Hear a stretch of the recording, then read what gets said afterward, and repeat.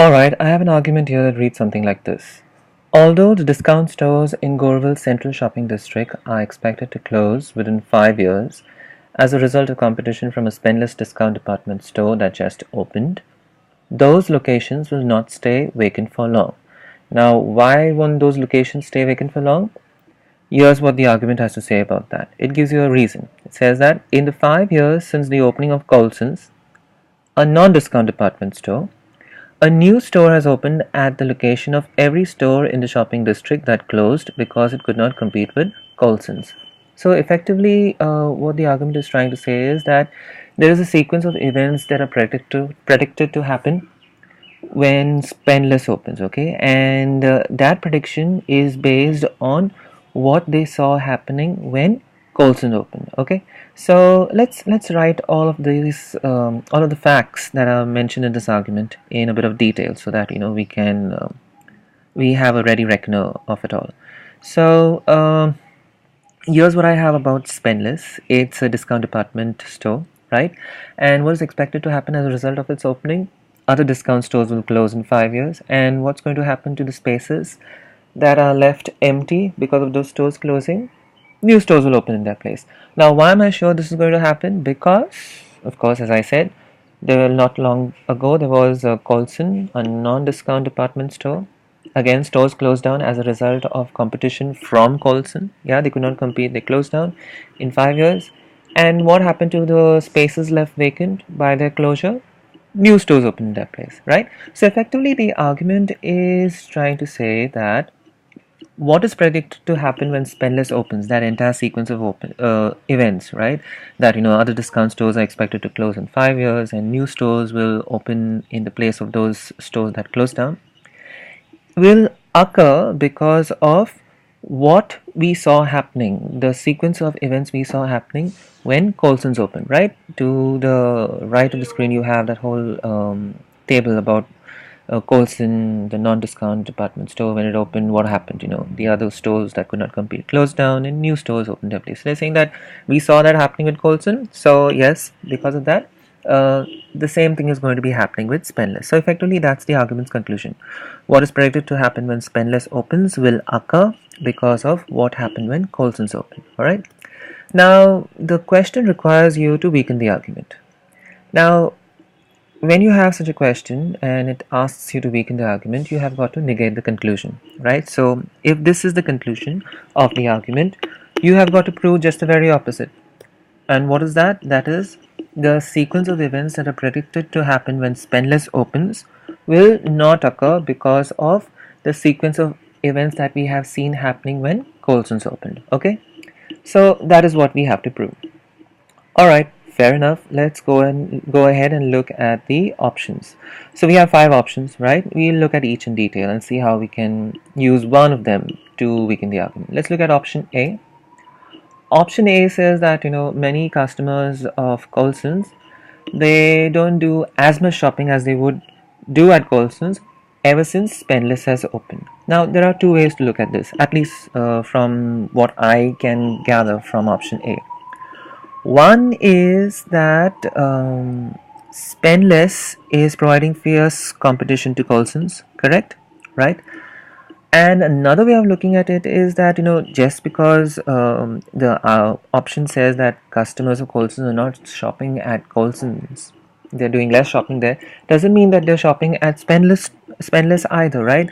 For all you know, they might be shopping at someplace else, and all that shopping at someplace else might be eating into the business of Colson's and Spendless, or just Colson's or just Spendless. We do not know, and probably one of them or probably both of them might close down, correct? Either way, whatever we gather from option A doesn't help us prove what we set out to prove. And what did we set out to prove? That the sequence of events that are expected to happen when Spendless opens will not occur because of what we have seen happening when Colson's open. Alright, so we cannot consider option A. Let's look at option B. Option B says that ever since Colson has opened, the stores that have opened after Colson's opened in Goreville, Central Shopping District, have been discount stores. Alright, So now effectively what option B does is adds a bit of fact to the facts that we have already garnered from the argument. So if you take a look at the facts and you look at the table about Colson's, where it says that stores that could not compete with it closed down, and then what happened to those vacant spaces? New stores opened in their place, right? So what option B does, it adds a bit of fact to that. It just says that new discount stores opened in their place, right? It just tells you the type of discount stores that have opened in the place of those that could not compete with Colson, correct? Note, facts are sacrosanct, okay? You cannot contradict them, but you can definitely add to those facts in a way that does not disrupt the scheme of things given here, right? And we're not disrupting anything.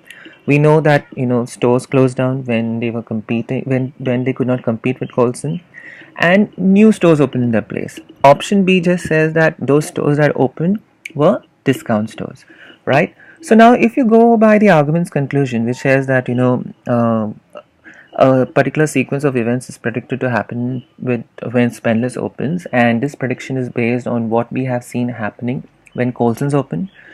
Effectively, now here we know that the stores that replace the ones that could not face the competition given by Colson were new discount stores, right? New discount stores open in place of the stores that closed down. So effectively, if you go by the argument's conclusion, you would expect new discount stores to open in place of the stores that closed down ever since Spenless opened, right? We know that stores will close down as a result of competition from Spenless.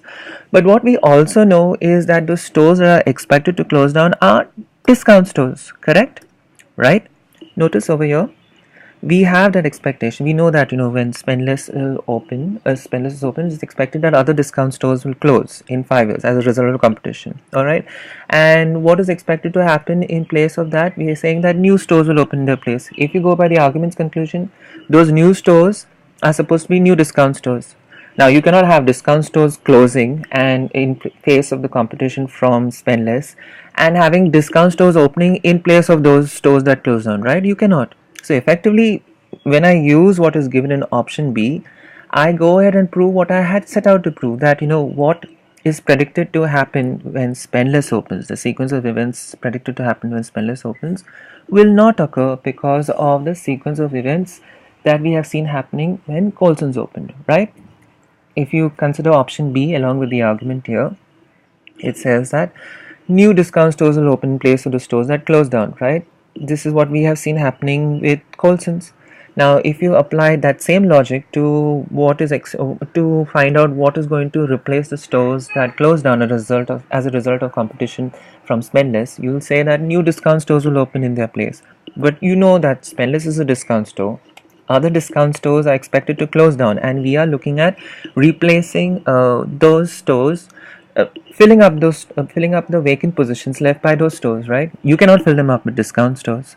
So effectively, yeah, I'm saying that what is expected to happen with Spenless will not happen if you're basing all that happening on what you have seen happening when Colson's open, right? So effectively, option B makes for a great answer. But let's look at option C and D and E as well. Let's look at option C.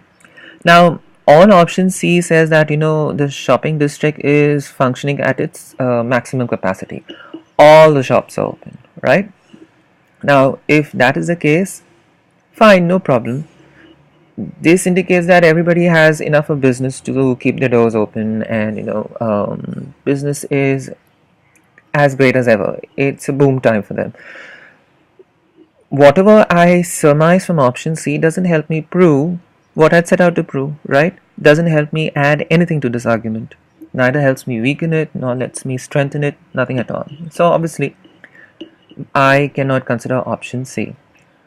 Option D says that, in the next 5 years, the population is set to boom. It's going to grow at a faster rate than it has in the previous decades.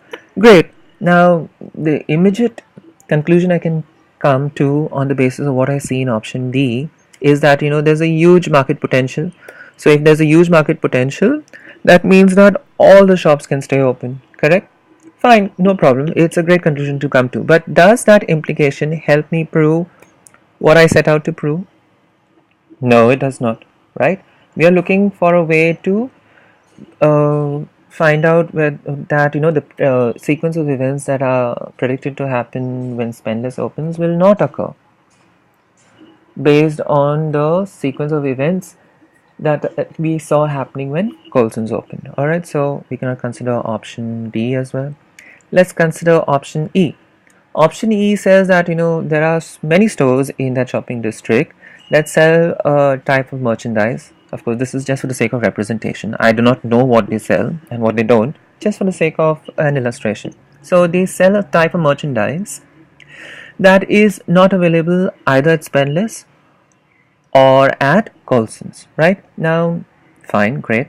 What do I gather from option E? Well, there are several implications. Let's look at the ones that I came to. One was that Spenless and Colson don't specialize in that merchandise which these shops sell, and yeah, and also get to know that there's a market for merchandise that these two stores don't specialize in, right? Secondly, I thought about the business of Spenless and Colson. Will it affect Spenless's business? Will it affect Colson's business? Probably not. See, I cannot be sure from what is given in option E, right? And also taking into consideration what the argument has given me, the information that the argument has given me. I cannot be sure of this, correct? Alright, fine. Probably it may not. I have no clue. I have no definite way of coming to a conclusion on the basis of what option E says. Will it close down? Will this preference, now some shops are giving more preference to that type of merchandise that is not available as Spenless and Colson's. So it makes me think whether all that attention given to that type of merchandise by the other shops will draw customers away from Spenless and Colson. Will that happen? Perhaps it might happen, perhaps it might not happen. It might lead to the shutting down of Colson's, it might lead to the shutting down of Spenless, or it might lead to the shutting down of both. But there is no way I can be absolutely sure. These are just perhapses, not definite conclusions that I can get from option E. And even so, on the basis of these, there is no way I can go ahead and prove what I set out to prove, right? Option E doesn't lend any of its credentials to what we have set out to prove. So definitely I cannot consider option E. So on the basis of my analysis, I know that option B is the correct answer. It effectively helps me prove that the events that we are predicting to happen when Spenless opens will not happen if that prediction is based on what we have seen happening when Colson's opened.